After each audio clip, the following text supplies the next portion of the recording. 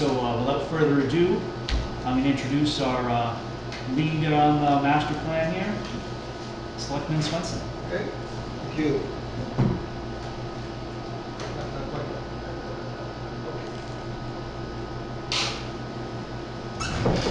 Okay, just quickly, as Scott mentioned, that the primary objective here is to kind of understand a little bit of the process, what the master plan is, and then have the master plan discussion on a public hearing basis so we can finalize it, and after that's done, it goes to print.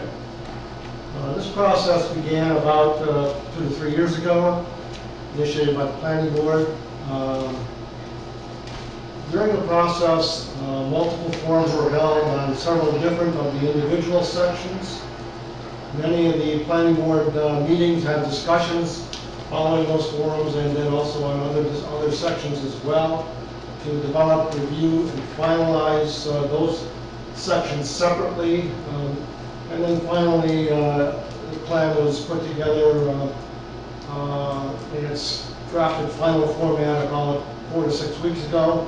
The planning board again looked at it and indicated that they were ready for a public hearing, hence tonight's occasion. So thank you for coming, and hopefully we'll find something informative, and then it will be a living document as we move forward, and we'll talk a little bit about that.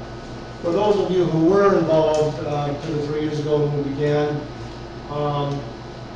you probably remember that it began some of the early discussions with a quote from Alice in Wonderland, the Cheshire Cat, because it's one that I have used frequently when I have developed strategic plans, master plans, comprehensive economic development strategies, things like that. And it's a very, very succinct way of saying this is the reason why you do this kind of thing. Is that if you don't know where you're going, it doesn't matter which way you go. So with a plan, it provides a pathway to look at ways to improve the quality of life in Durham in this case. And listen, it is a living document. If there are changes that are needed through the years, obviously, those should be implemented and developed and worked on. But this kind of is a synopsis of why we're doing this whole process. Get a little more into detail in a couple of slides.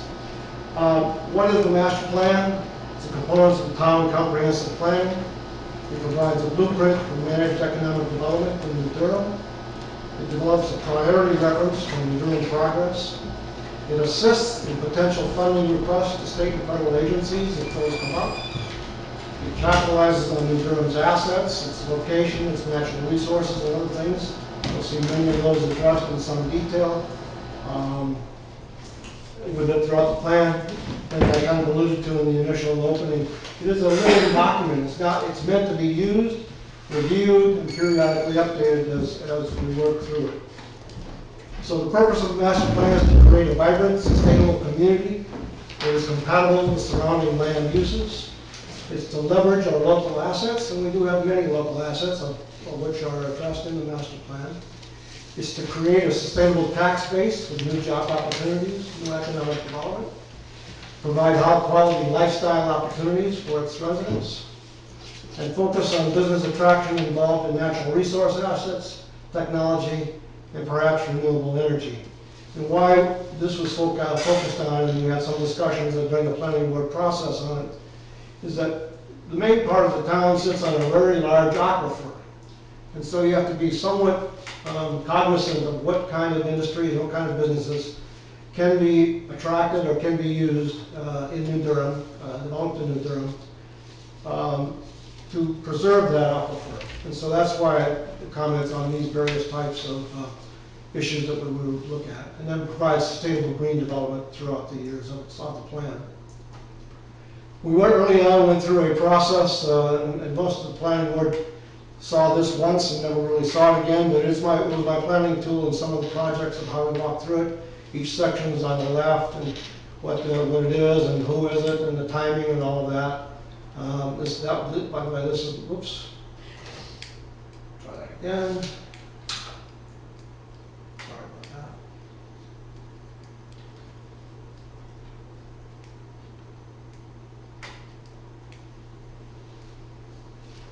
Okay, this is not the final version, it's just something that I use as a planning tool. Thought you might be interested.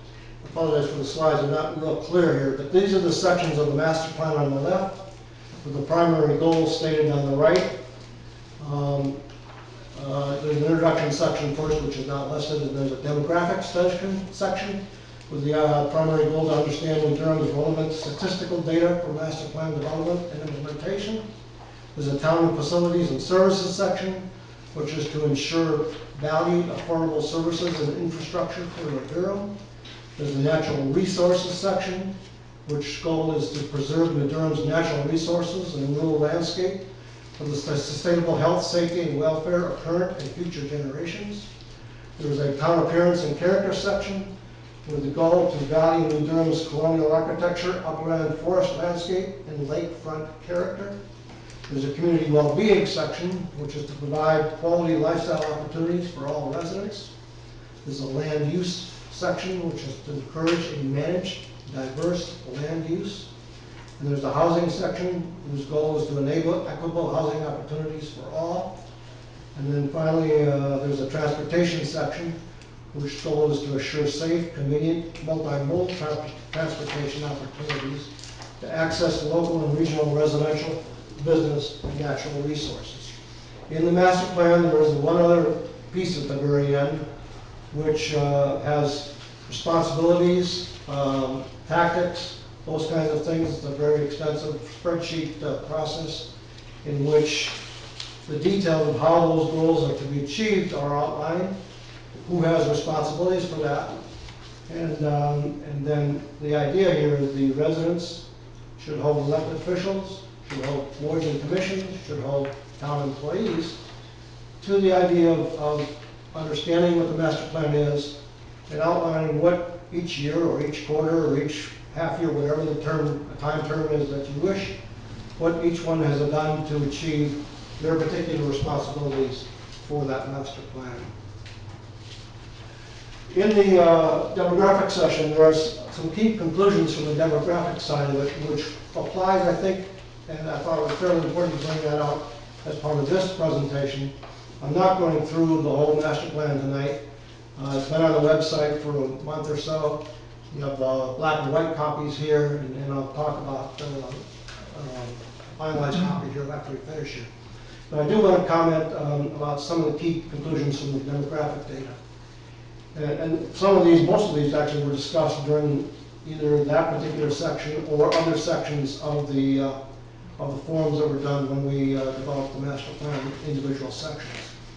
First one is that Durham has a projected higher population rate of growth than many surrounding communities in the Stratford County for the next 5 to 10 years. That's a very important statistic to recognize that Durham is projected to have a higher growth rate, not necessarily larger populations than Dover and all that, but a higher growth rate than many surrounding communities.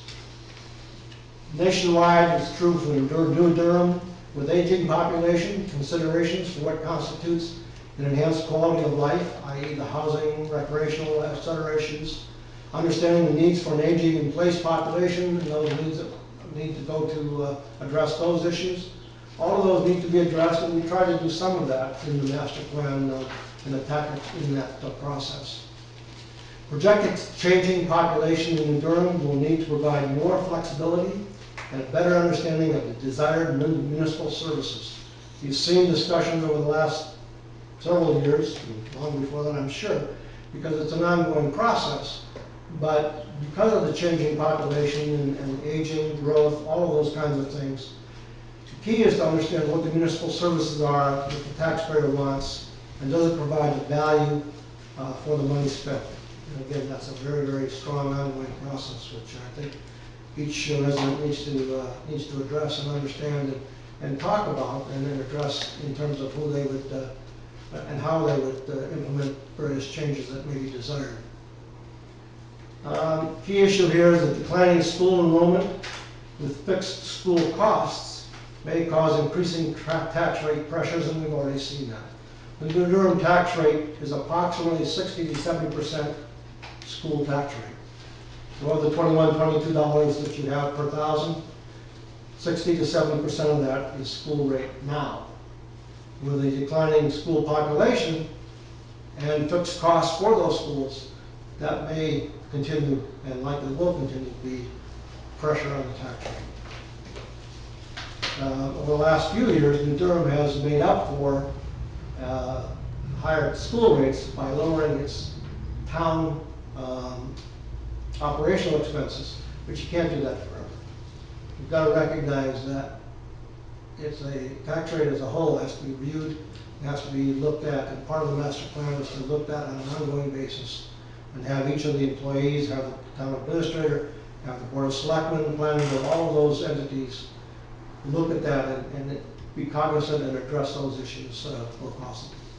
Finally, New Durham must be creative in sustaining quality of life opportunities, preservation of natural resources, and provide increased civic engagement among its population. As many of you know, Fred Quimby chairs a cyanobacteria steering committee in which we form a collaborative with all. I think it's a very, very strong collaborative, which I'm looking forward to having very positive results. And Fred has done a phenomenal job already trying to pull that together and has had some meetings on it and developed some subgroups, etc. That's one example of the preservation of natural resources that we're going to have to continue to look at as we walk to the future. Finally, from the sections of the master plan, we did address various challenges. At least we tried to in terms of some of the tactics and some of the responsibilities that we've outlined. Roads and infrastructure is addressed. Maintain and improve current and future community assets. All of those we tried to address in some of the tactics in various sections of the master plan. Preservation of natural resources, I just cited one example, but the idea is to assure pristine water quality and appropriately manage other natural resources. Obviously, a large part of New Durham's tax base is in its water resources and other natural resources, whether it's the ridge, whether it's the forest, whether it's mirrigating, all along the river, wherever it is. Large part is due, large part of its tax base is due to natural resources, so it must be, stewards that will address those issues to preserve that. Intermodal transportation was a very strong discussion very early in the master plan process, and the idea was to increase transportation choices, both from a needs-based situation, i.e. the aging population that we alluded to before, and also the recreational part of it, snowmobiles, trails, etc. All of that, hiking, all that is to be looked at as part of the master plan as we go through the years. We must have fiscally responsible services. Again, I've alluded to that a couple of times in my overview, but the town services must be based on taxpayer value and those services the taxpayer desires. And then finally, the idea is to provide an enhanced quality of life for residents and visitors of New Durham. And again, that's the challenge that we try to address throughout this master plan. So, you have black and white copies, many of you in your hands. Following the public hearing and a final approval by the planning board, etc., we did do this is what it looks like in its color form. And if there are, it stays mostly intact, obviously we make changes based on it, but this is what it'll look like when it's finally in printed form, for those of you who are interested. Okay.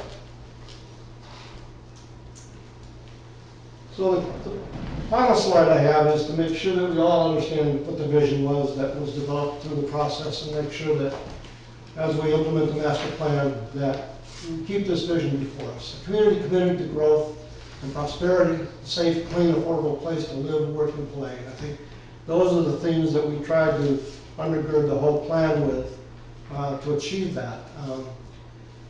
The key is that, as I said, the plan is only as good as those that implement it. What I mean by that is that if you take the plan and put it on the shelf, don't waste your time. But if you want to really have something that New Durham can provide this vision and to achieve this vision, then look at the master plan, implement it, have the town employees, have the town administrator, have the board of selectmen, have the planning board, all the various committees and commissions, etc. Look to the plan, ask them, what have you done this year to achieve various parts of the master plan? You have such and such here that are shown to be responsibilities for your area. What have you done for it? Have that dialogue. Do it in a very respectful way, obviously, but have that dialogue so that we can, again, achieve what this vision looks for. So, with that, again, we'll open up the questions based on how you want to work, Scott, and go from there. All right, well, I wonder if we want to go through the plan chapter by chapter and review it in detail, or, I was not have going to do questions? that, I was not going to do that. Yeah. You can if you wish. There's a lot. What's the consensus here? Awful Has lot, everyone- an awful lot of stuff there. Right, but we'll be here a while if we did this. People have, has everyone reviewed it before coming here tonight, or? No. Not really, okay. I have a question. Okay? Rod? In the New Durham age distribution trend, when I was reading it and looking at it again tonight, You know what? in the, the age distribution trend, Yeah. it seems contradictory, but it may be because I don't understand what's happening in this new world. 40% of the growth in the town in 2015 was age 45 to 60. Is that correct? Based on this data, yeah. Yeah, okay. And yet 2 years later, and it's been a few years now, the school population is declining. It's usually that 45, excuse me, 24 to 44. Is that group not having children? Well, the 25 to 44 population is down. Yeah, Those are It's usually down. school-age parents, yeah, okay. okay? About 4%. You know, so because that population is going down, you'd expect, I got even you. though 15, 17 is up a little bit, some of it's gonna be a little bit, not fully consistent. But again, we're talking 5 to 10 year trends out from here too. Talking 2025. What do you think has made this such a difference between the 25 to 44 and 45 to 60? Well, again, that's the aging population. 25 to 44 went down. Are aging moving in, or just the current population is Both. getting older? Both. I mean, clearly, anecdotally, I know several people who have, early on in their career bought on the lake or on the ridge or wherever, and then moved full-time here. They may have had 2 residents, et cetera. That's anecdotal, it's not statistical, but by the same token, I think that's what that reflects. So it's both. So in line with the aging population and you mentioned the intermodal transportation, I don't know if they've done it yet, but regional planning with the coastal bus route? We were originally on I that, took and we it out discontinued because it because of lack of use. So what kind of intermodal transportation would? Well, that would be one of them, which we would like to, see if it could be viable, given interest as we move forward.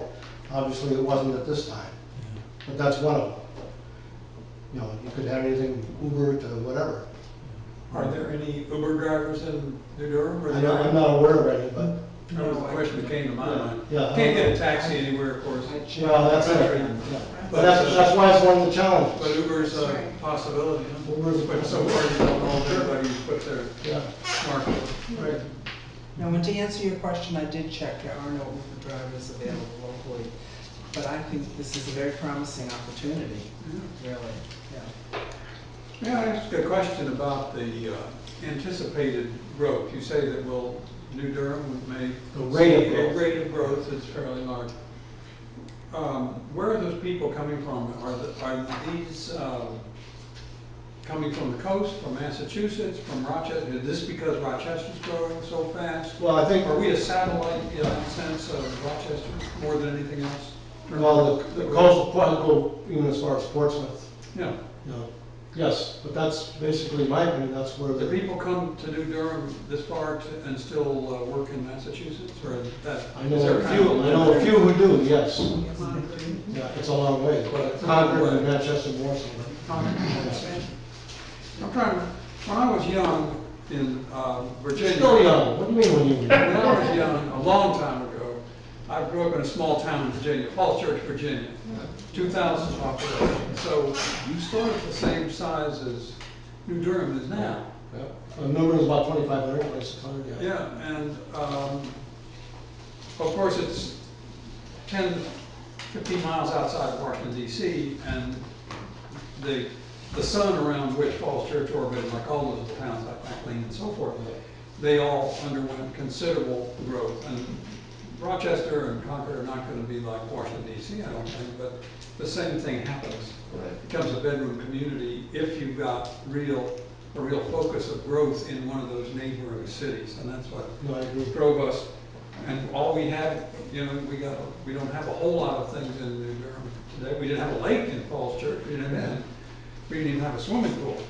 Well, But your we did have, primary resource was access. we had a church that was built in 1742, and George Washington was a vestryman there, and that was the center of town. And it was intriguing to see the lack of control over growth of Falls Church I was just there in April. Once again, I was weeping tears of sadness to see how a small and really wonderful little town could be completely trashed by uncontrolled growth. It's something, you know, you're right to think about it. You've got a lake, you've got little rivers and so forth, and the ridge and everything.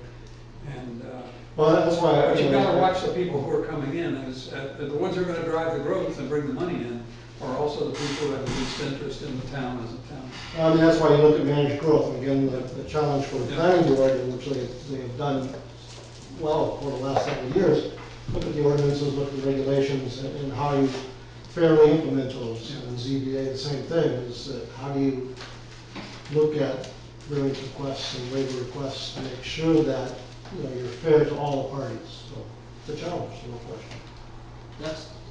I think that's a really key issue, is how do we translate the master plan into all of the ordinances that are necessary in order to implement the vision. I don't think all of those are in place today, and I haven't gone through every single word of our ordinances, but I've gone through as much of it as I can up to now. And there's a lot in place, but there's not everything in place. And I think New Durham in my mind has a unique opportunity. You know, our main street is largely undeveloped. We have a long stretch of Route 11, which is virtually undeveloped. All the area around the lake is almost, other than the lake itself, but beyond that, it's almost completely undeveloped. So there's huge development potential here, and lots of questions in my mind, you know, in terms of the things you just said. I know the Falls Church area. My sister lives in that area, but it's a tale of every city in America. It's not unique. And the question is, you know, the growth started in Rochester going up Route 11, and it grew into Farmington. And how long until the growth comes into New Durham? And what do we want here? You know, I think there are probably some competing interests too. Some people may want more growth than others. And, you know, growth brings in tax money. And some people may prefer the tax money and not care about the growth, and others may not want the growth and not care about the tax money. So how do we grow? How rapidly do we grow? How much of our growth is housing? How much of our growth is commercial? I think these are the really critical features, and we need people like you to help guide us. And, you know, what exactly is it that we want as a town? This is what we've stated in the master plan. We think this represents the town's interest, but does it in fact truly? And how exactly do you want us to implement this vision? Well, and that's the point here, as I said. I mean, not all of the parts of the master plan affect regulations or ordinances, obviously. But it's up to each resident, up to each citizen to ask, because I probably a little more redundant than I should have been. But that's the challenge, is to make sure your elected officials, make sure your employees are addressing it consciously. So they should have active plans on how they're working towards achieving that goal. And that we know what the town truly wants.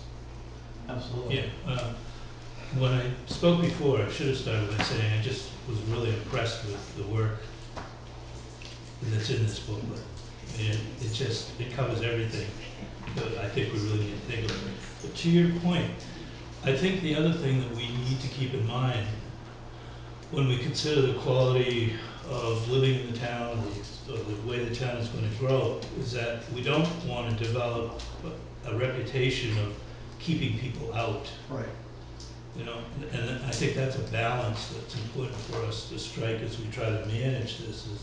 But at the same time, it isn't, you know, it's just too difficult to go in there, or it doesn't make any sense, or it's whatever it is. And I think some communities cause themselves that kind of a problem. but not also No, I mean, being. there's no question, and I use the term managed growth here, Right. because you need to understand that I think growth is positive, I think growth is good. But you also have to recognize what the limitations are for that growth and work it fairly to all. No, you're absolutely right. Absolutely. So, do people want to ask specific questions and slowly flip through this, or should we kind of run through it chapter by chapter together? What's the consensus here from the audience? I have a couple of questions. Sure. Why don't we, let's go through the first chapter. Why don't we just kind of go through it quickly? And, Look back at the report. Okay, you're at the back already, okay. Well,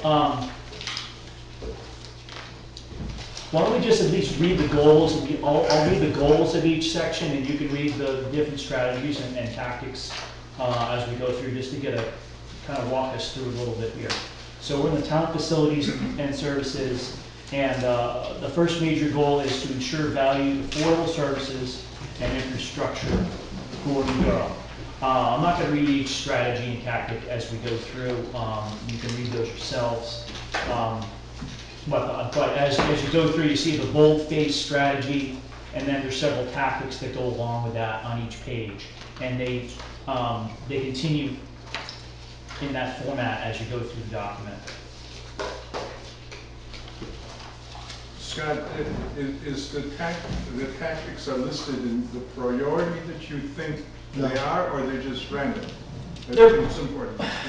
Well, I think they're relatively random. Yeah, the tactics are only listed in an order that goes to where that one is. As an example, one, all those tactics just go to one or on one. Right. Yeah, but Well, those, that's- but the order A, B, and C are not. No, No, there's not no priority. prioritized. All right. There's no intent to do a priority No. order. That was going to get too complicated for us to make a judgment call on what's more important. Your priority may be But different- your priority may be different than my At priority. some point, somebody's gonna have to do that in order to implement the tactic, see, so. I think we're just gonna keep reading this, and townspeople are gonna keep reading this and say, hey, why don't we, some opportunity may come up to the surface and say, we can tackle this this year because.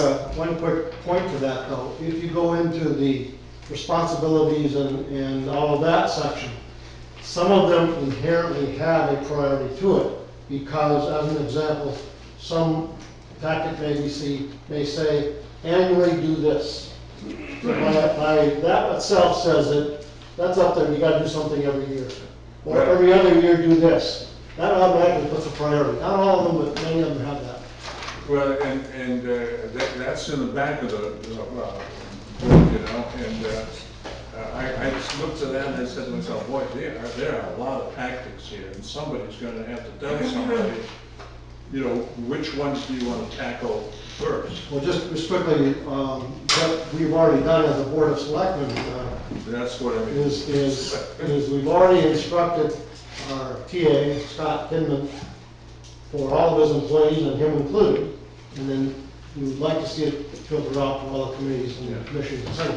But for all the employees and he included, filter out those where your names are, i.e. where your titles are, and then work plans to how you're going to work those.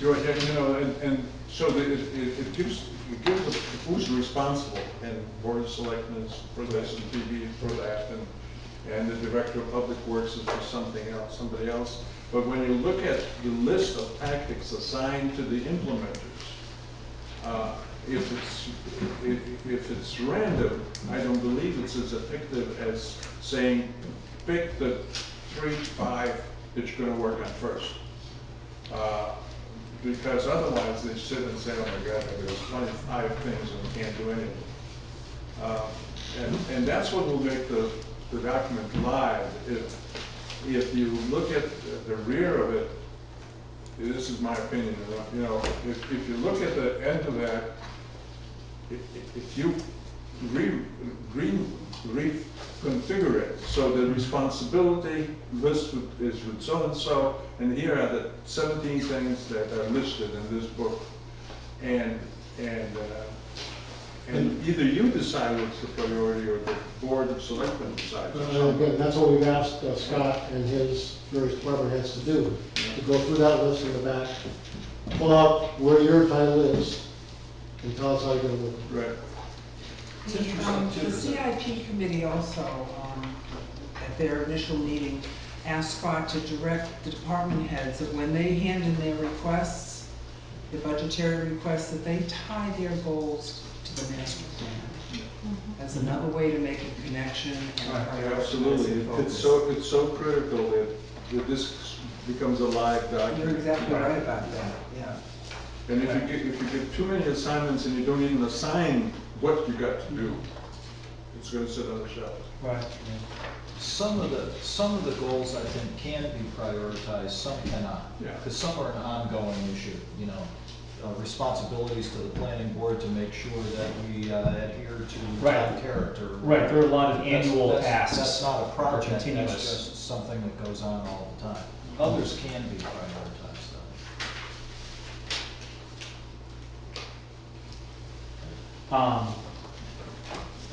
Scott, go ahead, you had a question. I was just Yeah, wondering Frank. if the planning board has developed another kind of committee that's just gonna be responsible for monitoring the implementation of the plan. A kind of steering committee that's gonna meet once a year and review all of this stuff and make recommendations. I'm not sure that's the function of the planning board, to be honest with you. Yeah, because the master plan encompasses the whole town, every department, every committee. So I don't think it should be the planning board. I think that there Yeah. should be a separate group that's set up to just, I mean, someone's gotta coordinate this. I view that the executive body, the board of selectmen, is the body that should be doing that, quite frankly. Yeah, But I guess that was my question for the end of it. And what we have here at the back, who's responsible, how it's gonna, I've never seen that in one of our master plans before. I think it's outstanding, because everybody knows what their responsibilities are. right. Does the Board of Selectmen, with all the other responsibilities associated with the board, have sufficient time to be checking, I'm just picking out one, established 3-year appointments to CIP? That's an easy one, but does the Board of Selectmen have enough time to be reviewing these like on a quarterly basis to make sure that the department heads are doing what they're supposed to be doing, the boards are doing what they're supposed to be doing? There's a mass of people that have been given responsibilities, rightfully so, but who's gonna have, is the board gonna have enough time to keep track of it all? Because you don't want this to turn into a document that's there, they're responsible, oh yeah, I'm working on it, come back and see me in 6 months type of thing. The other issue would be, how is this going to be communicated easily to the public? It's almost like you need to have part of your annual report, a report on where we're at with our implementation of our master plans. But that then gets into a much bigger document. Well, that actually, someone has to write. that has been already discussed and said, this should be a section on annual report. You'll see, actually, in the measurements of success, a couple of references to the annual report for inclusion. Now, it shouldn't be 45 pages in the report. It should be a very summation document, but it should be part of the report. Just so that people know what's going on, and so if, I'll pick up the board because I like to. So if the Board of Selectmen will be given certain responsibilities, and we find out, oh, they haven't done their annual responsibilities, then I, as a resident, can hold them accountable by coming to a board and saying, hey, or when somebody's running for re-election, why didn't you do your responsibility? We need to get the information out. Right. So this, to me, this is the best part of the whole plan. Taking all the goals, the tactics, and assigning responsibility. It's definitely a different way to carry out a master plan than I've ever seen. But it goes with traditional, at least what I know of as traditional long-range planning activities. Right. And this is a long-range plan. Right, but I've never seen a master plan built like that. No. By state law, I think there's only 2 sections required. Right. One is vision and one is demographics. Right. So the master plan could have only been those 2 sections. Right, so, so I definitely agree that that's a very. They've got a lot shorter process, I guarantee you that. Yeah, I've been involved with, I don't know how many times we've had master plans, well, probably not how many times we revised them. 3, 4, going back to like the late 70s. This is the best one I've seen. It is not 100% philosophical. There's Right. actual action steps to be taken, Right. and people assigned responsibility. I think it's not something that I see being shoved in the drawer. In fact, I know that CIP has already asked for copies of it so that we can hold the various departments accountable to what is assigned as we're looking at the long-range CIP needs. And absolutely. that's a good thing, by the way. Absolutely, it's already, it hasn't even been approved yet, and it's already being utilized. Right. So it appears to me that there's going to be certain implementation plans that are gonna cost money. And so, Some may cost money, some may not. but some of them are gonna cost money. And what I'm really curious about is, what is the mechanism? Let's say that the highway department looks at the things that they're responsible for, and they say, okay, well, you know, there's 2 or 3 things here that we really should get going on, and we think they're high priority, but they're gonna cost extra bucks. Who do they go to get this approval? How do we know that the way the approval for putting aside extra funds for those projects are actually in the best interest for everybody in town? It's back to my other question, is who's overseeing this thing? Well, any department that is gonna make that kind of financial request, it's gonna have to kind of bring it to the budget committee and the board of selectmen. So it's the same And old It's gonna be process. the same process. Same old process. We wanna do X, the X department wants to do Y because the master plan gave this plan, this description of priorities and things to do to make the town, you know, more successful or whatever. And, you know, they're gonna make their argument, and you're gonna have to sell it to the people in March. In a It's gonna be the non-government, same process, but, in a non-government entity, the executive branch, whether it's the president or the board or whatever, would be the ones that would be responsible for implementing. In a government process, we are at the beck and call of the voter. And, you know, provided that the expense is in excess of what normally would be in their budget, they're gonna have to make the case. If it's in the master plan, that's a piece of the case. Right. But because it's in the master plan, it should not automatically say we're gonna do it. You still have to make the case that in the master plan, it says we want to do this. This is how it does meet that master plan piece. And they're gonna have to make the case and sell it to the voter just like any other. why is the, you know, is Any maybe other argument, activity. why is it in the master plan? How does it carry out the vision for the town? And does the town agree with that vision? It's all those Right. arguments will have to be made for each expensive item. But at least you have now, I think, you have now a tool to use. It's not an all-encompassing tool, but it's at least a tool to use to say, this is what we're going to do, and this is how it meets our master plan, and this is why we're going to do it. The voter can still say, no, I don't want that. That's all fine and good. I have no problem with that, but the voter has that choice now. Yep. Fred, I'm sorry. That's right. Jeff? Jeff. To follow up on Fred's point though, which I thought was a great suggestion, the master plan responsibility does rest with the planning board, correct? That's The development of the master plan. the The development. development of it. The carrying out of it is not Yeah. directly our responsibility. Could there be a committee formed though, just the same, that would include planning board member or members, include select board member or members, perhaps the town administrator, whoever the right people are? Because what strikes me is we're all kind of feeling good about the spreadsheet format, which starts with the vision and ends with the tactics, and then actually ends with responsibilities.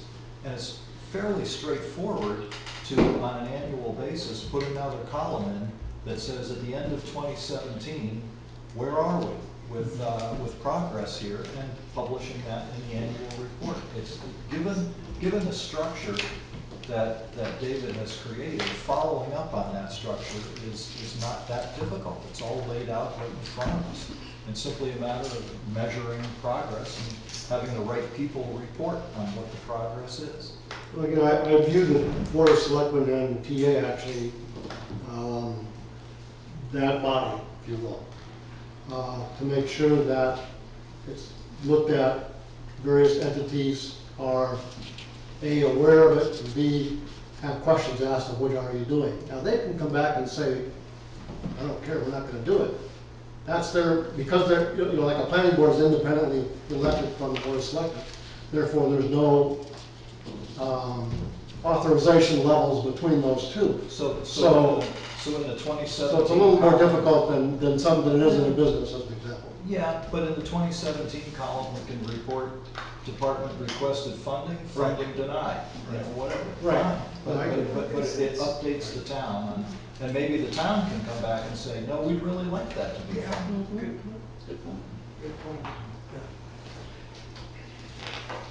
But see, my thinking was that it really belongs to the Board of Selectmen, and there are some of these tactical points that have deadlines. You know, annually they're going to report and so on.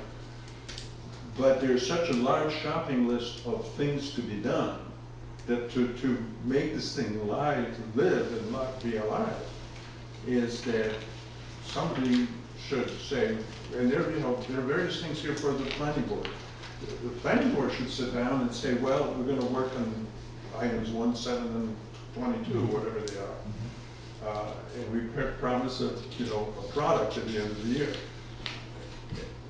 And that's what's needed to make it active. Because otherwise, I looked at that and said, wow, there's a lot of things to be done. You know, let's just wait till next year. Well, I think you have a good point, and I think what happens when you take a look at the people responsible, and that gets matrixed out underneath each committee or person, then I would say that then what they need to do is take a look at how they're going to prioritize that. Right. Is it annually? This is what we're going to do year 1, this is what we're going to do 2, and then that would be approved, in my opinion. I've seen it either by a committee or a certain committee, or someone who's a champion for that. In this case, it could be the Board of Selectmen, and they'll look at that part and say, okay, well, you've got this one set for 2 years from now. We think you need to do that in 3 and flip that. And so, however that prioritized out for those strategies or tactics, then they start to work that. And typically, I've seen either it's a quarterly report as an update to the champion or that committee, or however you want to do it, that there is an accountability by that report that's written in and managed that way. You know, the key, I mean, there is no question there are a huge number of tactics and things to do. But if you know, it's like everything else. If you look at the whole pie and say, sit down before and somebody eats this whole pie, you're not going to eat it the first sitting. You're going to divide it up and say, okay, for the Board of Selectmen, they have maybe 100 things here listed, say. Board of Selectmen, you have 30 of them.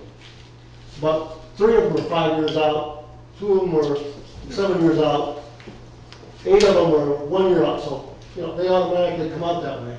So the first thing is to slice it into who has responsibilities. So only the Board of Selectmen has these 4. Planning Board has those 6, whatever it is, and then decide what your process is to achieve.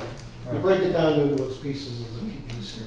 And also quite a few of the items here are looked at by the CIP committee, and that's looking 10 years out. And so you're looking 10 years out at roads, 10 years out at infrastructure, 10 years out at water quality, even 10 years out at a lot of things that then goes to the selectmen and the budget committee to look at, and what do we do? Right. What is the most important thing we do now? Even when it comes to things like, recreation and trails and police department, how many we need and so forth.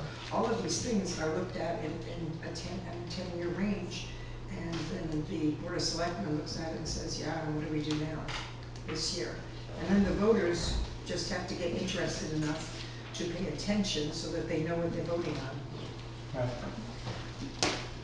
I have a question, Ben. responsibilities have been given to everybody, Yeah, boards, committees, everything, and obviously, I'm looking for the 3 ones I'm on. yeah, And I was flipping by and I went all the way past housing, because ZBA's got that. And all of a sudden I said, ZBA is with alternative energy. How are the various boards gonna be notified that this section with this strategy and this tactic, you need to be paying attention to it? Because, like I said, I wouldn't have looked at housing for ZBA as far as, a vision type thing. And I don't know, I was thinking, oh, well, you can just do a sort on responsibility, but I don't know if that would work. Because there's got to be, if we want this to succeed, there's got to be a way to let not only the department heads, which Scott can take care of, but all the chairs of all the boards, committees, and commissions, they need to know that, okay, here's how we came up with a master plan, here's what we want to do, now here's how we're going to move forward. Because I don't see that many chairs here. right. But they will all get copies. I mean, Right. But that doesn't mean they'll read it, and like I said, Exactly. I would not have looked at ZBA on providing diversity and housing opportunities. Just to answer your question. There was a little bit of forward thought in this. All this thing back here is in an Excel spreadsheet, which can be sorted by Right. size. Right. You wouldn't see that because of it. But that's how But we that's the go. type of thing I'm thinking, That's how we go. Scott, suppose the population increases a little bit over the next 5 years or less, and Walmart decides that they'd like to buy up Johnson's plot and put in a big Walmart there, because now you can justify having one here instead of 10 miles down the road. How does New Durham react to that?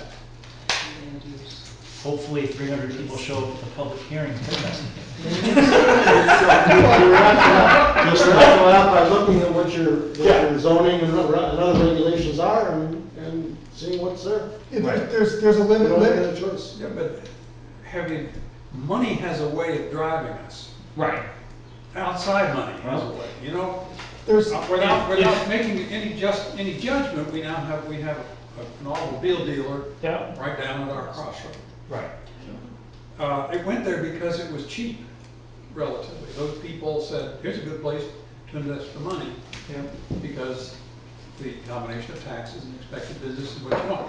But that may not be where we would want to have it in 5 years or whatever. Things will pop up like mushrooms. That's just the way it happens. Yeah. And if Walmart is a big mushroom, it gets tough to turn them away when they say, look at how much money we're bringing this town. So how do we react in advance to know how to? Again, We can, The ordinances. yeah, we can we're going to implement. back up on a more master plan level. I mean, that's why you have this put together, so that you can look at what your zoning board, what your regulations are for zoning and things like that, so that, again, you deal with it fairly, you deal with it equitably, and making sure that everything is according to what you have in place. And I was pleased to see that there's references several times to the appendix of what is the vision for the business aspects for this town. And if you recall, when the automobile dealership came up, we worked hard on that to try to make it have some landscaping, some architectural features that would be, New England rural, Right. even including the cupola, which was not necessary. Right. But we did get a cupola on there. So I think the typical Wall Street thing would be rejected by our president. But certainly the master plan says that's not what we want. And as a business, the so-called square box appearance is certainly not part of the image that New Hampshire has put in its ordinances. Right. So can the master plan cause, I'm asking a question because I don't know, ordinances to change in our town? In other words, we look at the master plan, and if the master plan says that's not the kind of business we want, but our ordinances would allow it, do you then change the ordinances? Because Sure, that is. I think there are a number of community instances in here where one of the tactics is to change an ordinance or create some It- chapter or something. It could be, as a Before it possibility. happens. But only the For voters can example, change an ordinance, though, Ellen. Only it has to pass that vote. Right. Yeah, it's the voters, it's the will of the people that Right. change an ordinance. Right. Yeah. But it's not something that would come down from the state, it's something that voters in the town of New Durham Well- could change? No, we have to. And Durham has to abide by what comes out from the state too. Right, Right. You know, ADUs are. right. Accessory dwelling units have come down from the state, and we don't have much choice in accepting them. There are a couple things we can tweak as far as that goes, but the state laws come down and we have to accept them. Bob, you had a question or comment? I was gonna say a couple of things, and they're both regarding the ordinances. One, any regulatory change in town has to have the foundation of the master plan as to support it. So, that's a first step. So that doesn't mean automatically things will change, but if you wanna make changes to our regulatory framework, you need it supported in the master plan. And also, you know, this idea of Walmart, you know, there's certainly things that can be, or large complex stores. There's certainly perhaps gaps in our ordinances, but several years ago, along the lines of large big box stores, there was some concern about potential people looking to bring business to New Durham. They certainly wanted to have the ability to bring businesses here, but there were certain things that people didn't want, and one of them was big box stores. So there is a limit on the building footprint of how big a store could be. So Target, Walmart, really big stores would not be allowed in New Durham based on our current regulatory framework. But again, it has to be supported in our master plan, whatever we do. Yeah, I really like the discussion you just had, and it's the primary reason that I'm interested in the activities of the planning board, is exactly what you were just discussing, which is, should the town be reactionary, and should we wait until the proposal falls on our desk, and then say, oh dear, you know, we really don't want this, but do our ordinances force us to allow it, whether we like it or we don't like it? Or are we gonna be proactive, and are we gonna say, wait a minute, we want certain things in our town, and there are certain things in our town that we really don't want. And if we've already crossed the bridge of the big box stores, great, but I'm sure there's a lot of others too that we may or may not want in our town. And I think it's really important that we take what's in the master plan, and there's some wonderful wording in there, and again, David did a really fantastic job with this. And over again, it talks about the rural character, it talks about, you know, clean water, it talks about the things that I think are the reasons why a lot of people came here. You know, some of you may have been lucky enough to have been born here and this is your home. But many of us chose to come here, and I think we chose to come here because New Durham is the kind of town that it is right now. And we may want to keep it that way. And if we do, we can't wait until, you know, just as you said, when Walmart drops the plan, you know, maybe they can't come in, but there will be other kinds of things like that. And when the plan drops on the desk and the ordinances don't prohibit it, you're stuck and you gotta live with it. That's what I think is really critical. Well, that Red Oak project was a near-run thing. We were lucky the economy collapsed. We learned that lesson. Right. We were lucky that the economy collapsed out from under that. Yep. So again, working through the master plan again, the idea here is to provide a framework that allows you to manage the growth in a positive way. I come from a background in which, you know, I built 4 or 5 different manufacturing plants, which were pretty tough plants. They were very hazardous stuff. But I also helped an awful lot of companies grow who were alternative energy, that type of thing. You want to manage the growth in ways that are acceptable to the population as a whole, recognizing that you want to be welcoming to business, in my opinion, but not businesses that would adversely affect the aquifer, which is why I started off with some of that early stuff. So again, the idea here for the master plan is to provide that framework on the business side of it, as well as on the residential and taxpayer side of it. And the services, what do you want for services? How do you want to maintain those? What's the level of service you want? I mean, anecdotally, again, oftentimes you hear people from other towns saying, I know as soon as I get to the New Durham line, during the winter, I'm not having a problem. That level of service comes at a cost, but I think the value of that service is also recognized by the residents, which is why they're willing to pay that. That's the trade-offs, and that's the discussion we want over the next several years. Yeah, I mean, and there are going to be pressures of all kinds. If you just look at Rochester and how it's developed on Route 11, you know what's coming to New Durham. It's inevitable. It's going to come. And how many Applebee's and Meineke Mufflers and Dunkin' Donuts and Subways, and how many of those do we want? And how many do we want on Route 11? And how many do we want on our Main Street? And what kinds of businesses? Do we want Main Street to look like Wolfeboro, or to look like Route 11 in Rochester? Or, I don't mean to pick on Rochester, there's 100 towns in New Hampshire that have, in my opinion, done a very poor job of developing their towns. Do we want to join them, or do we want to design it proactively and manage it?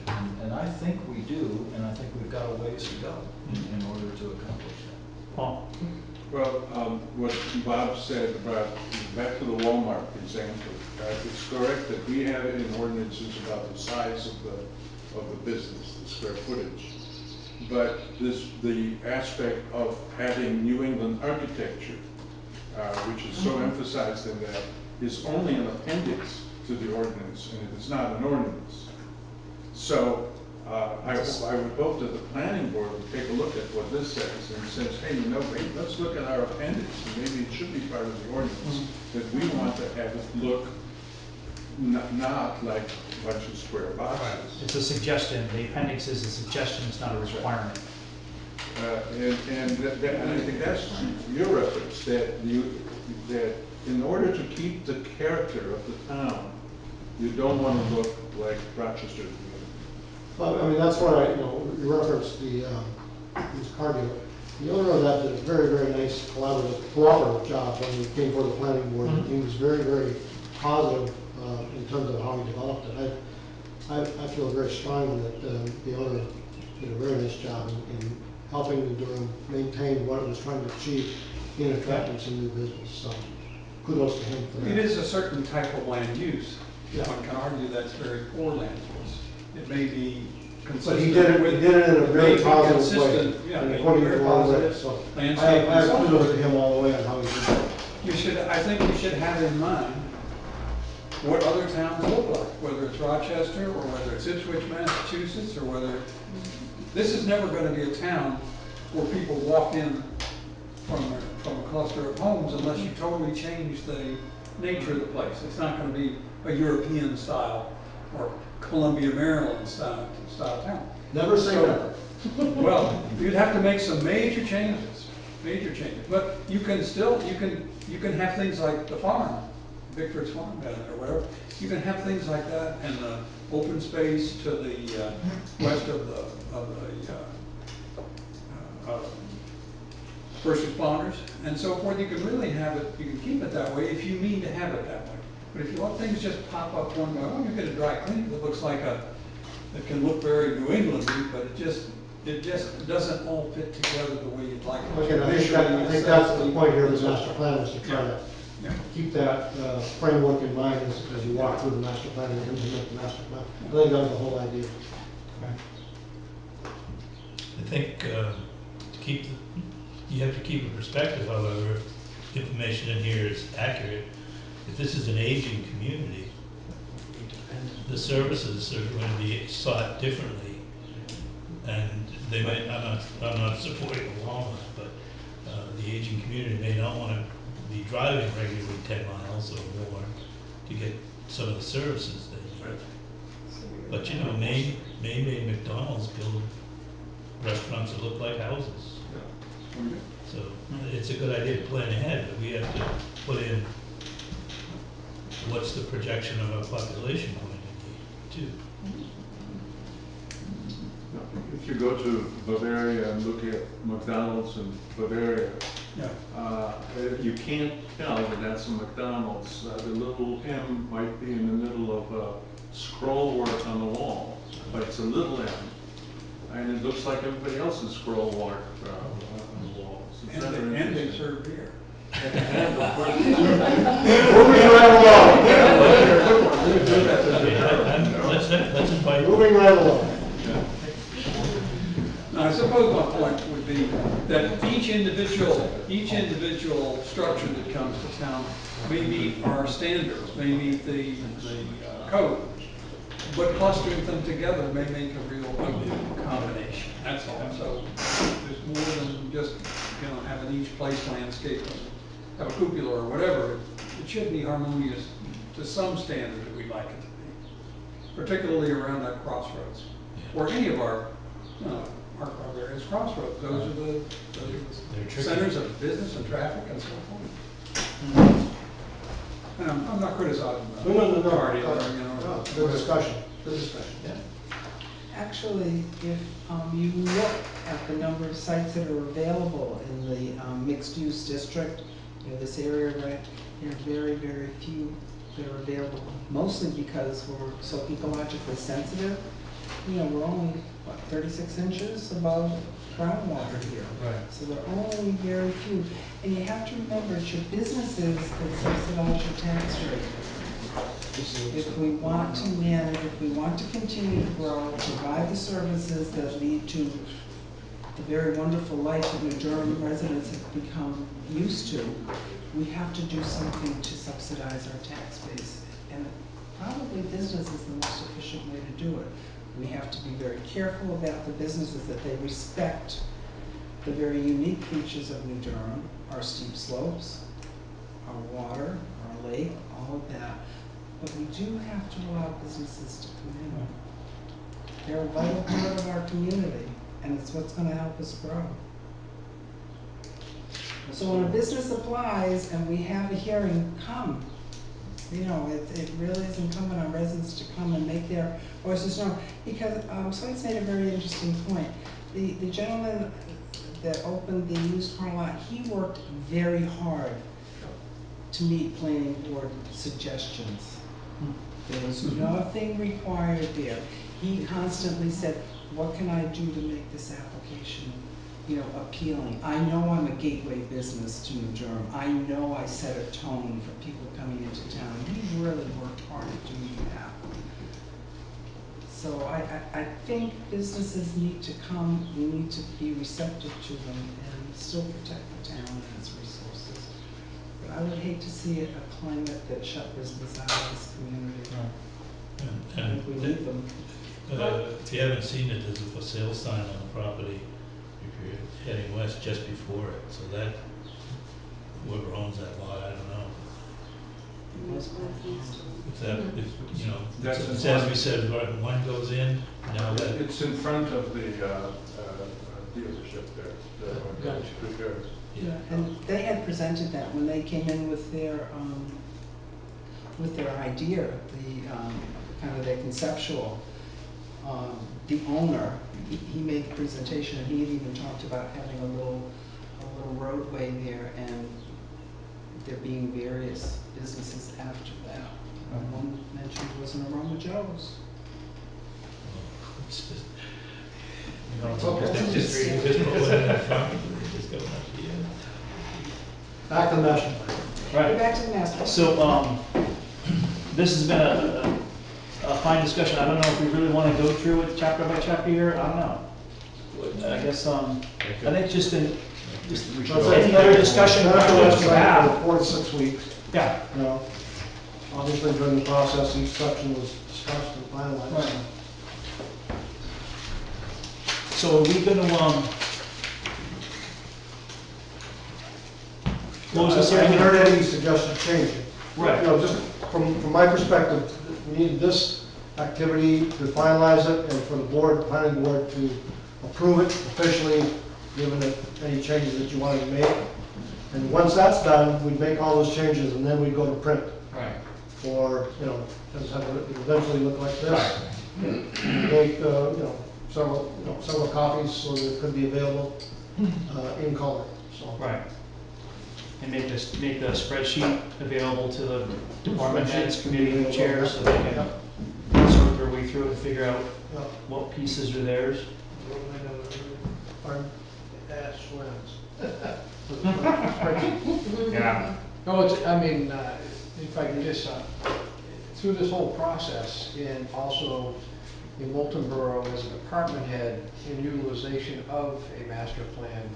It really is a guiding tool as a department head when you're trying to justify a piece of equipment or being able to help reinforce a philosophy in which, as a police chief, when you were looking at that, you utilize the master plan to help support that in many, many different ways. So it's a great tool, and you want to keep it a tool in which people go and grab and utilize and use. So to continue to reinforce it through CIP, through your planning evolutions, and looking at your rules and regulations that way, I think is a big tool. ZBA, you know, when somebody is before you, to be able to say, well, you know, what's before us flies, I mean, they're governed by many different other things, but it flies in the face of what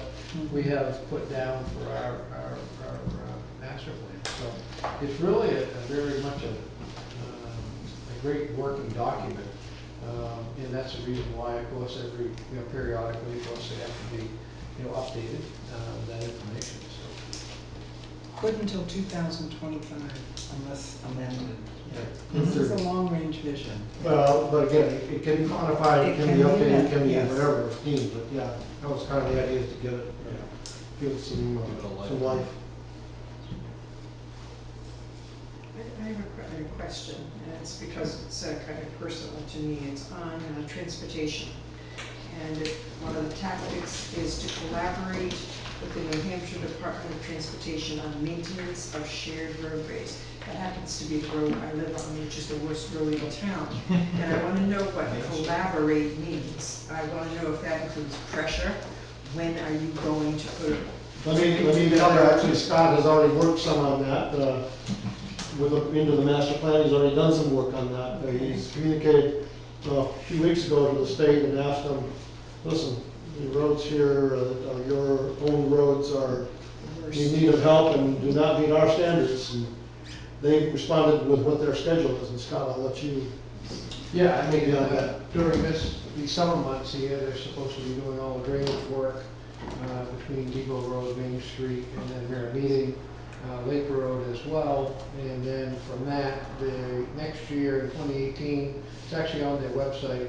You can go on the DOT website, go to Division District 3 area, and it shows the repaving of these roadways. So Let me In 2018. time out. This is exactly the example that I'd like to use of how this could be used properly. You had a question which was personal to you, but also affected the town as a whole. You asked, it's in the master plan, what have we done?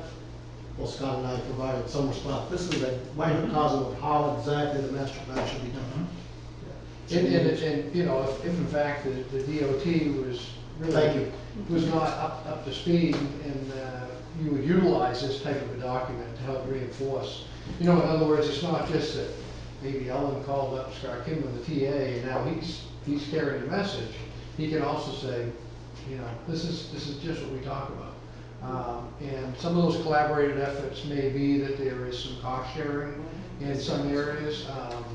There's been roads that have been actually, for an example, Kings Highway and Middleton Road over there, where that had been a shared highway, and then town of Wolfeboro worked with the DOT, and DOT put a large dollar investment into the reconstruction of that road, and then turned it over to the town of Wolfeboro. So now that they own it, they have that infrastructure to take care of. But now it was brought up to an acceptable level in order for that to happen. So that does happen, and the DOT is willing to do those type of projects as their funds are available to do that. Town of Freedom, I think they did the same thing on a large section of their road and rebuilt it. I tried for a number of years from Wolfeboro Neck Road onto the Long Island Road for them to, it was always a constant battle to try to see if they would improve the road and we would accept it, because we had a large portion of that as well in the winter maintenance side of things too. So But one of the reasons it's so important, not just because I live on it, it's a terrible condition, but it is the road that most of our Yeah. visitors travel when they come into Well- town to go out to the lake, and it is really in bad shape. And they have no idea that's a state road. Exactly. No, They don't they know don't. that it's It not. is, on and Route it 10. is. We should put a sign, this is Yeah. a state. This belongs to the state. Don't make judgment, this is a state road. Yeah, and that's exactly true. We ran into that too, because, you know, Wolfeboro has 2.3 or 2.5 billion dollars worth of assessed property. And the majority of it was all down on that Wolfeboro neck. And they thought for sure that was all the town of Wolfeboro. People that have their homes down there.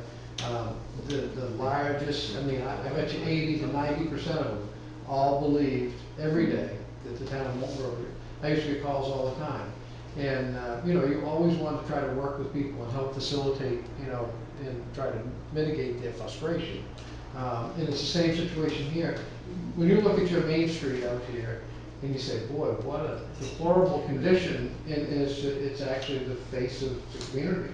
And as you said, everybody that goes out, you know, to the lake, and travels the road, you know, they're saying, boy, you know, they're really letting things go here. And it's really not us letting things go, because we could take them on another stretch of road, and it's been maintained by the town and is in a lot better condition. Thank you. Okay, Well, so, this has got a lot of work in it, doesn't it? This is the first time I've seen it. A little work, A little work. I think 3 years, yeah, 2 or 3 years, that's. I led the group as a whole, about a 2 or 3 year process, depending where the whole is worked hard at it, so.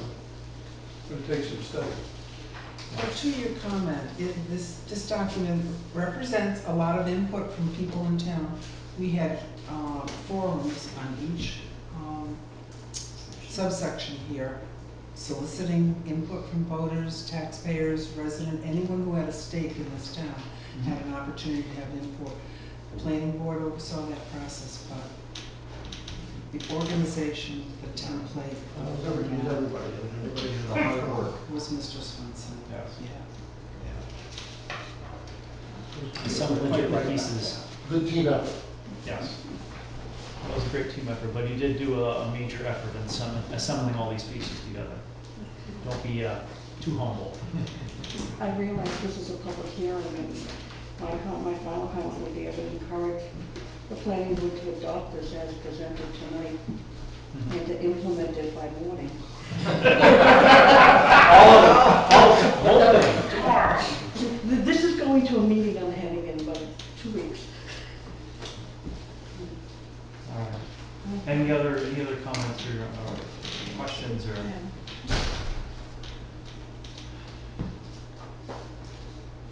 Okay, hearing none, I guess we'll close the hearing. Do we want to, I just noticed a typo, you had mentioned, you brought us to the transportation page, and there is a typo on that page. There's a queue. Is that What cute? page?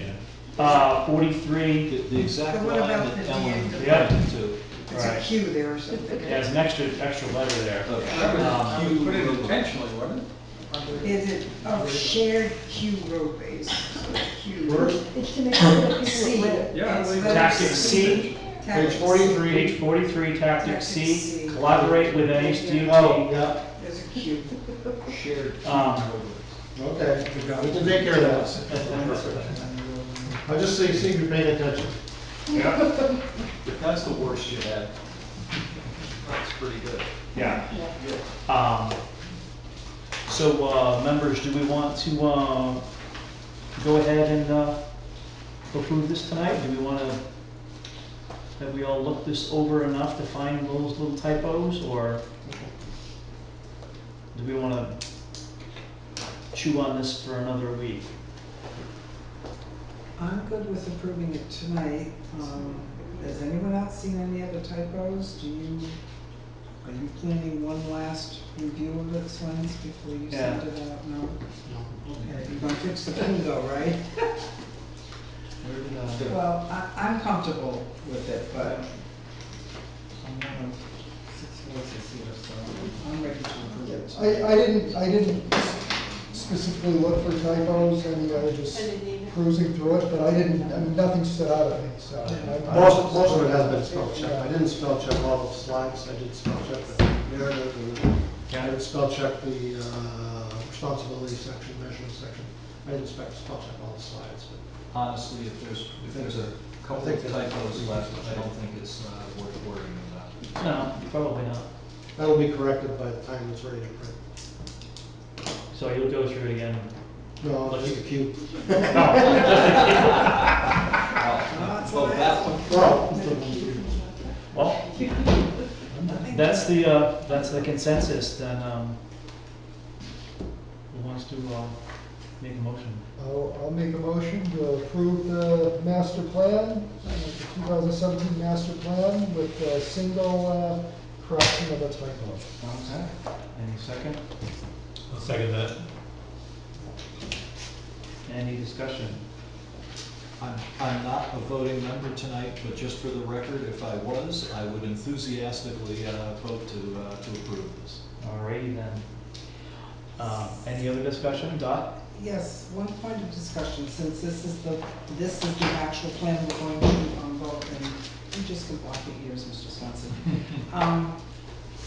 On the back page, I would like to see some credit Yep. go to Dave Swenson's company, because he can use this as a representative sample of his work for any other municipality. We're very fortunate that we have this document at the price of just the printing. I mean, we had a lot of professional expertise in setting up the document, organizing it, the verbiage, the pictures, all of it. I would like to see him get credit, not by me, but his company. So that's the only thing I would add. Okay. And Just on the very back page, maybe inside the back cover? a stamp, yeah. Well, not the cover, because the cover. We're on the back page. There'll be 2 pages less than what you see, what you have, because, I don't know, I think that may be on, but they were blank and there was no need for blank pages. Yeah. I kept them there, we put notes and things like Acknowledge that. the assistance But of. there will be 2 pages less. Well, let's just put it right on the back of the last page there. Yeah. Where it says New Durham Community Committee, just put it right on the back. I mean, I was gonna suggest we do credits for the pictures. Some of them, most of them are blank, but some of them are stock pictures. Use this, if he went to Dover. We're always gonna put a credit for the pictures. Okay. Document that I own. That's fine. The transportation was stock web ones, Municipality. as an example. I don't know, do you think?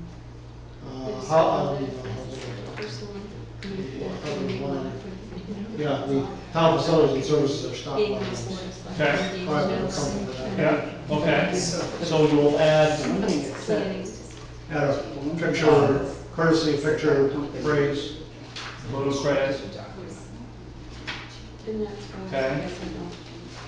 I think And, people might look at it and say, why are we acknowledging that company? Who's that company? When music planning board in a town really Do you think proposed it it's- and put it Do you think together, it's that's more all. appropriate? Yeah. I'm just doing the template, Mhm. the structure, the organization, this document, not the input that all come Right. from citizens. what do you want to call it, the desktop publishing of it? Yeah, I was just wondering if it should have, David Swenson's name as well. Mhm. And I thought just the company, but I'm just putting it out there as a suggestion. Yeah, gratefully acknowledge. It doesn't need my name, although I'll credit the pictures to the ones I've contributed, but for photo credits, I'll just say, page such and such, or I Swenson, didn't even page such thought and about such for photo stock web. credits. Okay. But, I mean, that's for the photo part of it. So what were you gonna say, Jack? I'm sorry. I didn't catch No, you.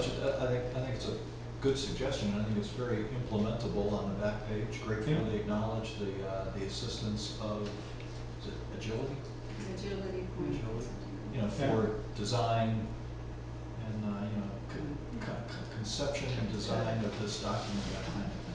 Yeah, Not, as you said, not content. Right. Content came But from the, people. but the Right. design. I just Yeah. want to make clear that that's where it came from, that's all.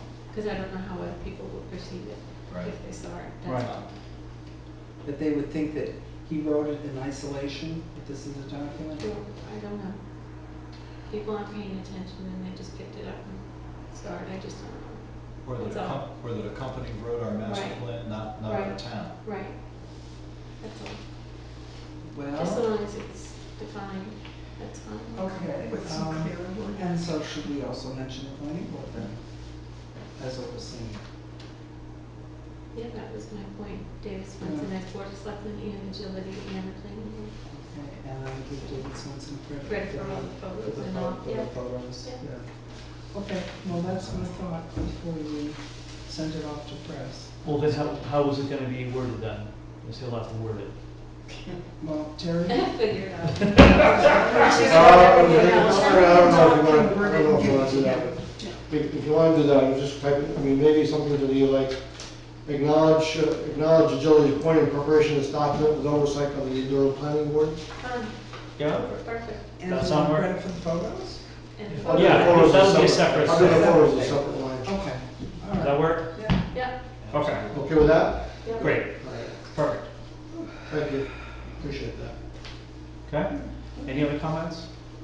That's part of the motion then, or as amended, or whatever? That's amended. Photo credits as well. So with that addition and the key text, yes. Correct. Thank you. Any other comments? No.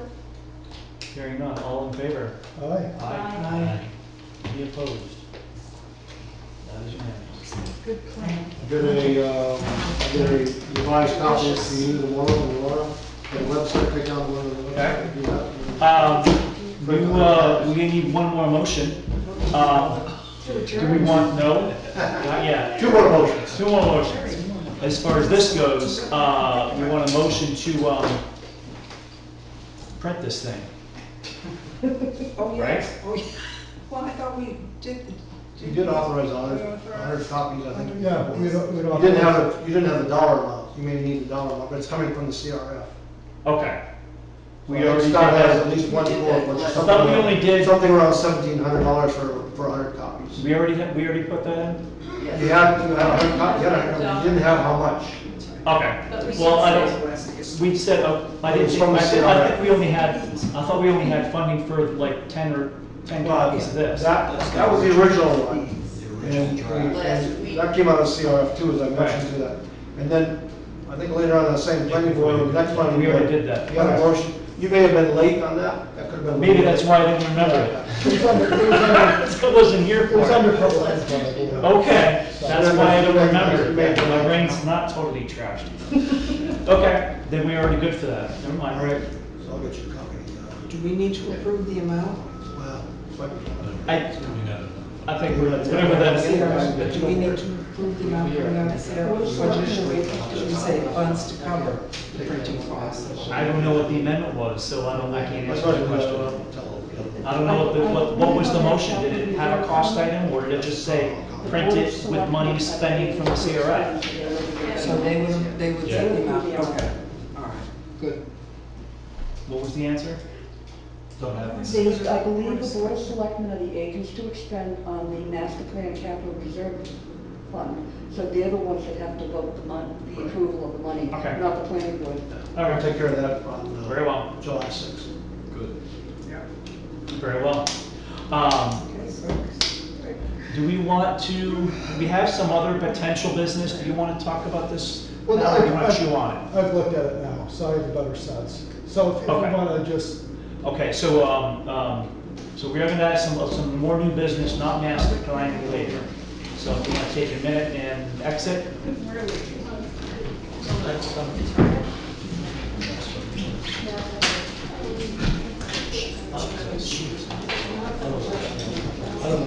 Job well done. Give us a lot to think about. Thank you. Can we shut it down? We can probably start it. So,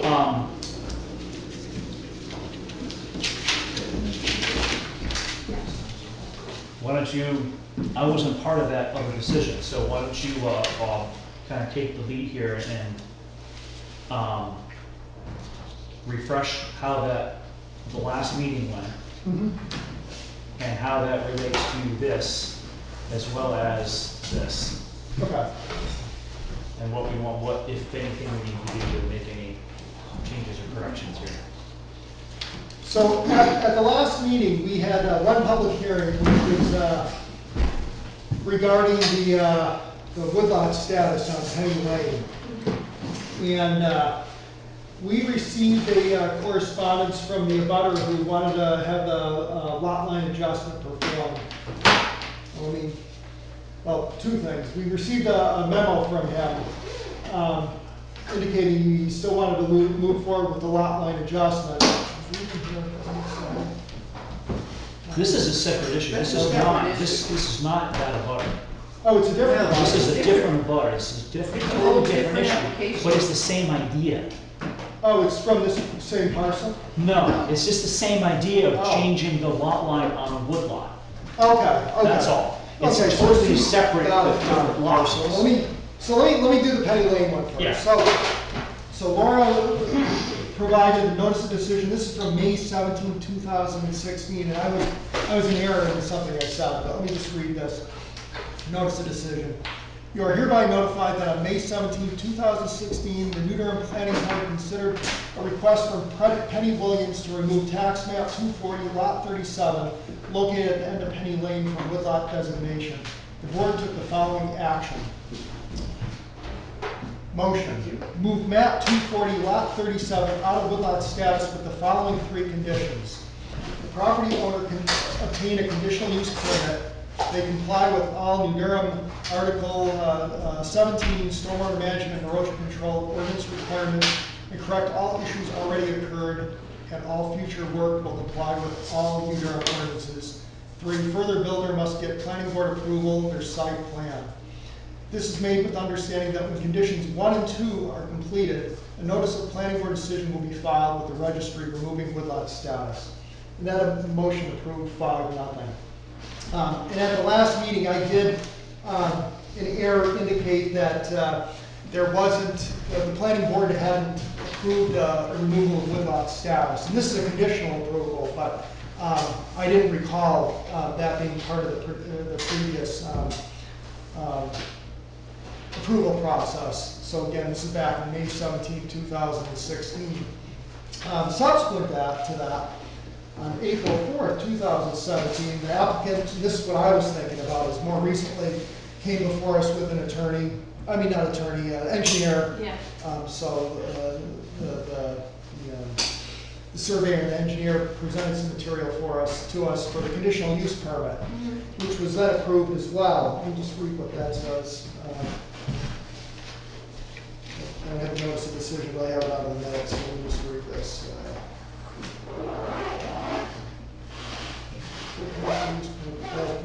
Selectman Swenson made a motion to approve the conditional use permit for map 240, lot 37, subject to 4 conditions as follows.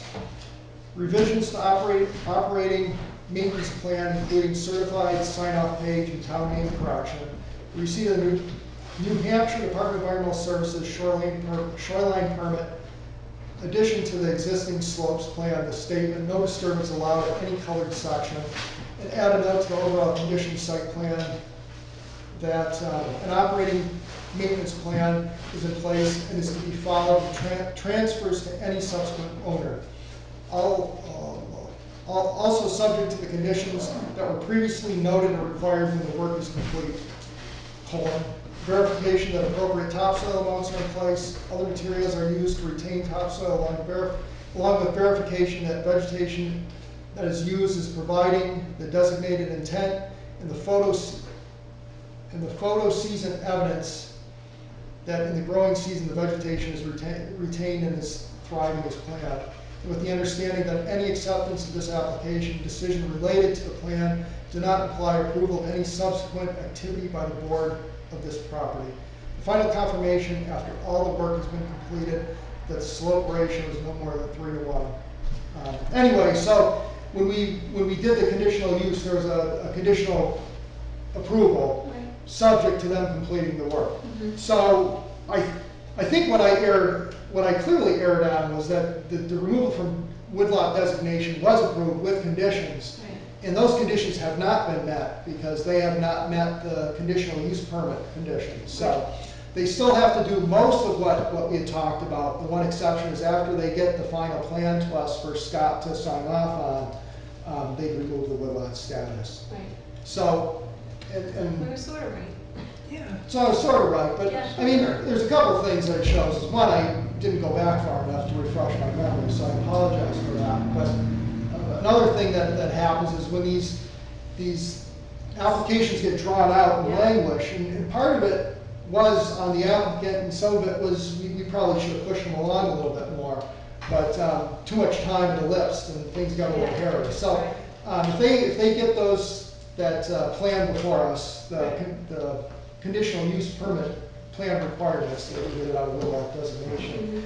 And I think they still are bound to not making a lot line adjustment until it's out of woodlot status, because that's still a complicating factor. That was my primary question, because that's where this separate issue but similar situation comes in. Yes, they're trying to get the Penny Williams is trying to get their lot out of woodlot status, that is true. But they came to the board to make a lot line adjustment Mhm. of the woodlot, between the woodlot and the adjoining lot. Mhm. As far as I'm concerned, and unless there's something else in your regs that I'm not aware of, as long as changing the lot line does not reduce the size of the woodlot below 10 acres, I don't see a problem with it. I disagree, because procedurally, there is the stipulation that woodlot's only used for growing trees and agricultural purposes.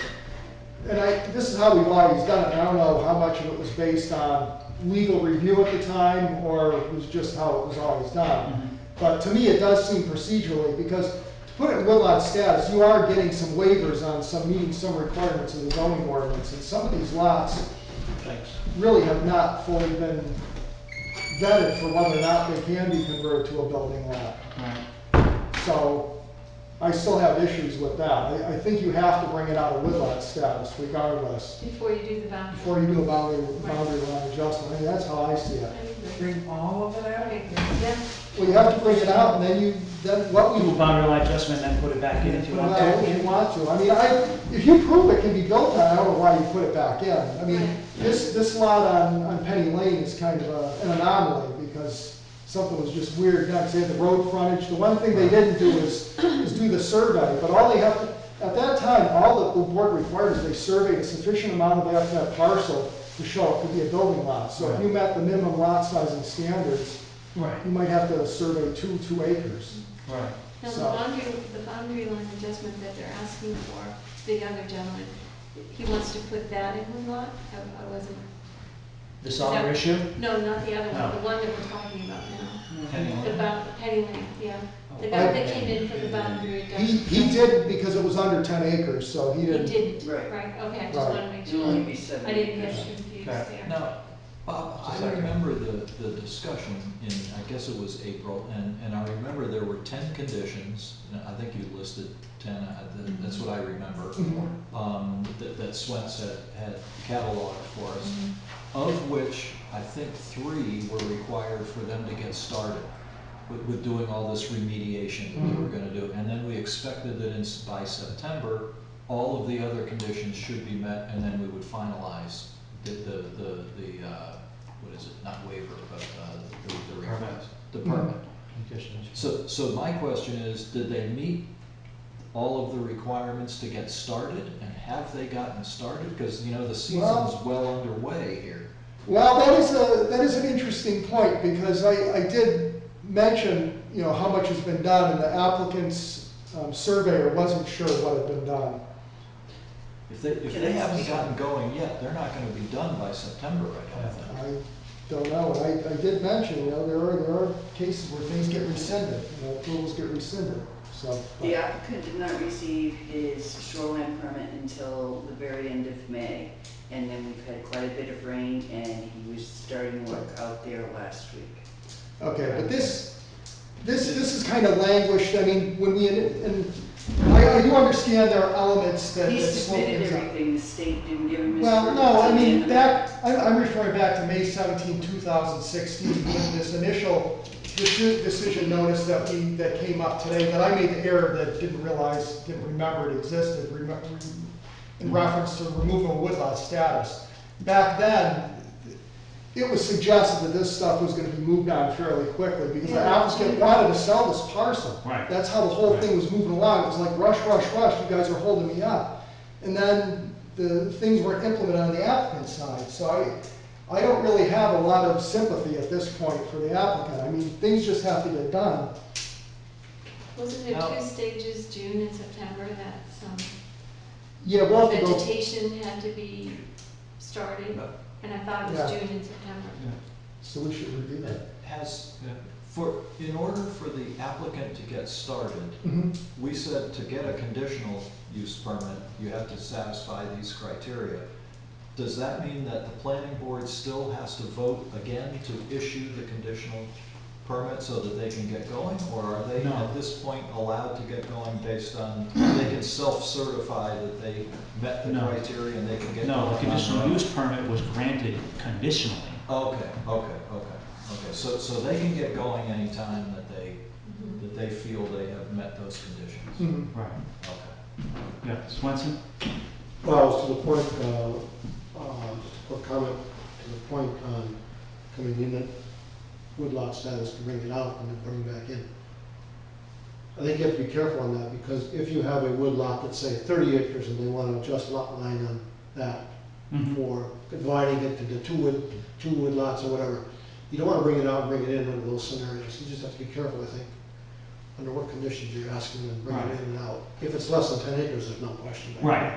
But, All right, that's all I was saying, as long as the new lot line keeps that woodlot at least 10 acres, I personally didn't see a problem with allowing it. I don't know.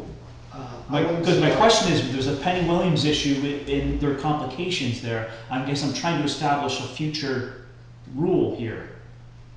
Because we do have another applicant that has a building lot adjacent to a woodlot, and he wants to transfer some land from the woodlot to the building lot. Is woodlot And he still wants to maintained? know if he has to go through the whole Woodlot thing. still maintain 10 acres? The remaining This woodlot? that condition to the applicant. What is the map and lot? Is, 263 lots 21 and 22. is the building lot a conforming lot? Is he trying to? They are both conforming lots. Okay, so it isn't. The woodlot's a conforming lot. What it says. So why, I guess I don't It's see still the big east. issue, if it's a conforming lot, take it out and you have a building lot out of it. Because the tax is cheap. They don't want to take Well, you that. can still have it in, well, it's not, I don't think it's, I think we've been, it's still current use, if you can keep it in current use. You can bring out a woodlot, keep it in current use, and that's about as cheap as the taxes get. True. I don't think that's true. Sounds like he just wants to give more land to the land where he wants to build. right? No, he already has a single-family residence on the adjacent lot. Okay. So for whatever He just reason, he wants to give to. more land to that lot. Right. I guess in the future from the other lot.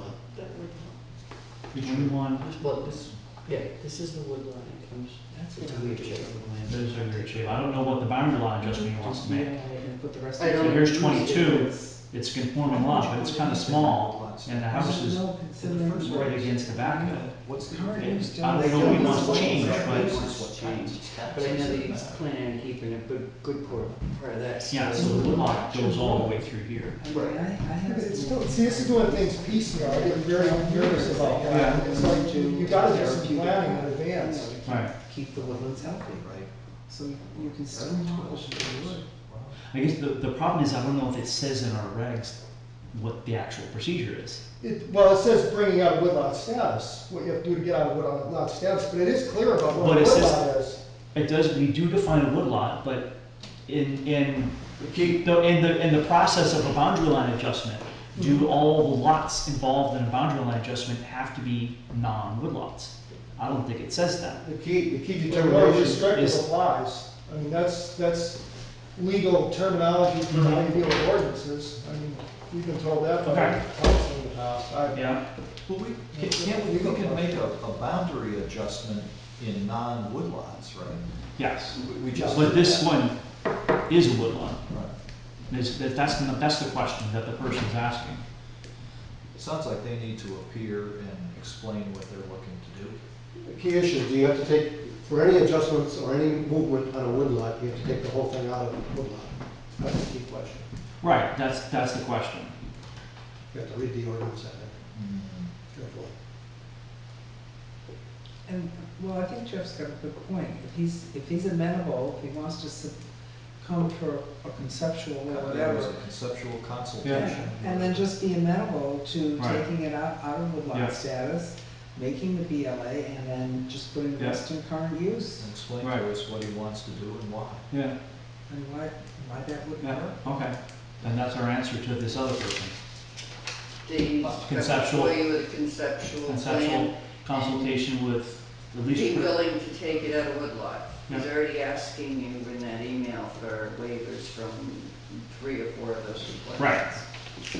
He Right, obviously doesn't want to take it out of woodlot. right. You've spoken to him, does he understand that No, I the won't option have of, that. okay. Right. But I wonder if he understands the option of current use, that really Right. achieves the same, you know, Doesn't the end, make sense. same, no. Back to Penny Lane, remind me, there's a request as well for this lot line adjustment based on the woodlot status. So there's two things in front of us, there's the Right. use permit and the lot line adjustment.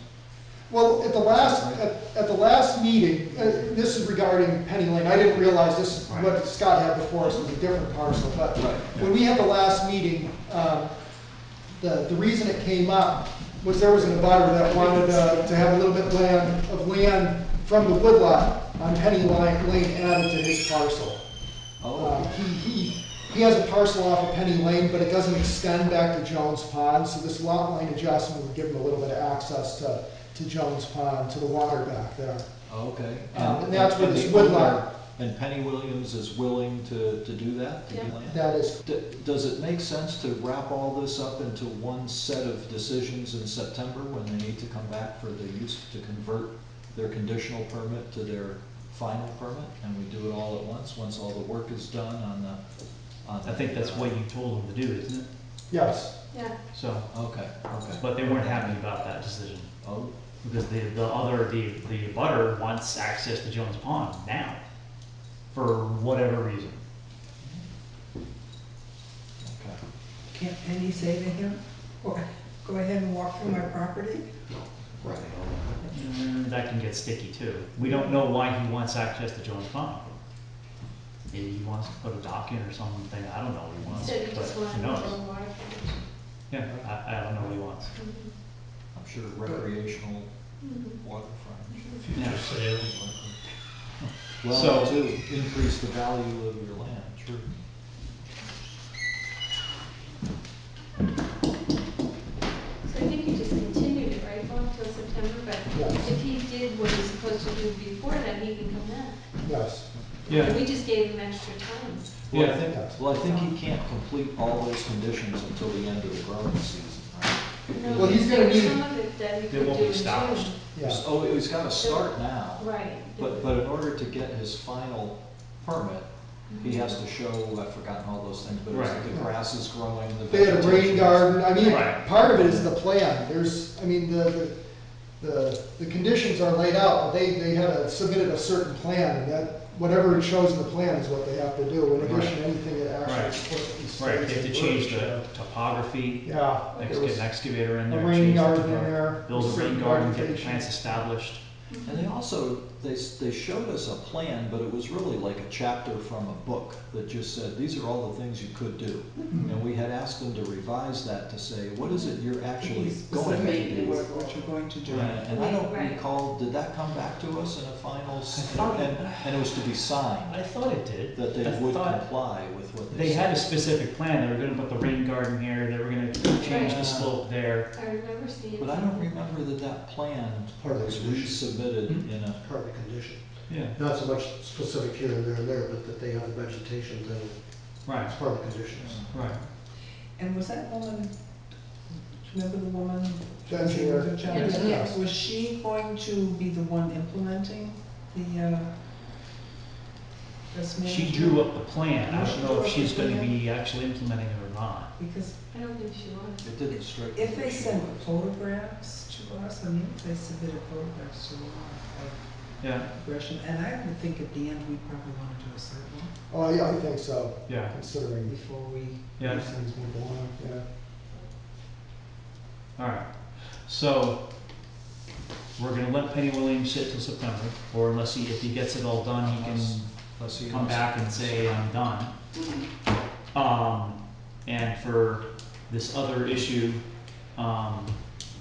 He has to remove it. we're from gonna the say we plan. have to remove from Woodlaw Size. And they have the option to come before us for a conceptual consultation. Right. If they really Yeah. wanted to talk, because that would be an opportunity to talk to us. Yeah. Because they're specifically asking for waivers for topography, wetlands, and soils for the boundary line adjustment.